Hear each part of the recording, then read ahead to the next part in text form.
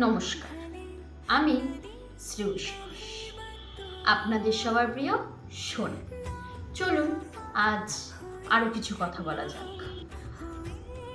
আজ আমি আবার সেখানে গেছিলাম। কোথায় গেছিলাম বলো তো? আমাদের সব থেকে প্রিয় জায়গায়, যেখানে আমরা সব থেকে বেশি সময় কাটাতাম, সকলের চোখের ফাঁকি দিয়ে সব থেকে বেশি যেখানে আমরা দেখা করতাম। আজ অনেক বছর পর আমি সেই জায়গাতেই গেলাম। হ্যাঁ, পুরনো কিছু স্মৃতি আবারও মনে পড়ে গেল। আজ আমি ওখানে অনেকক্ষণ সময় কাটালাম।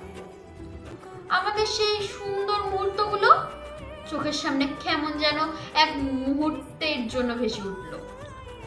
কেমন যেন মনে হচ্ছিল সেই গাছের নিচে আমি আর তুমি বসে দুজনে সে আগের মতো গল্প করছি। সেই গাছের নিচে বসার পাকা জায়গাটাতে খোদাই করে তোমার আর আমার নাম লেখাটা আজও আছে। দেখলাম, কি অদ্ভুত জিনিস না? ভাগ্যের কি পরিহাস বলো। আমরা মজা করতে করতে যে নামটা লিখেছিলাম সেটা আজ কত বছর পরেও অক্ষত রয়ে গেছে, কিন্তু আমরা গুরুত্ব সহকারে হাতে হাতে রেখে দুজনের যে কথা দিয়েছিলাম সেটাই আজ মুছে গেছে।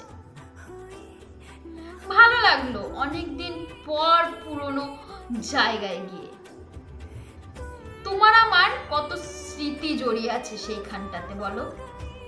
হ্যাঁ, সত্যিই আজ সেসব স্মৃতি।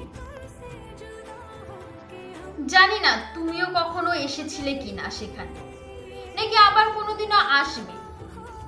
যদি আসো তবে সে গাছটাকে একটা থ্যাংক ইউ বলে দিও, কারণ সে গাছতলা আমাদের স্মৃতিগুলোকে এখনো বুকের মাঝে আঁকড়ে ধরে রেখেছে।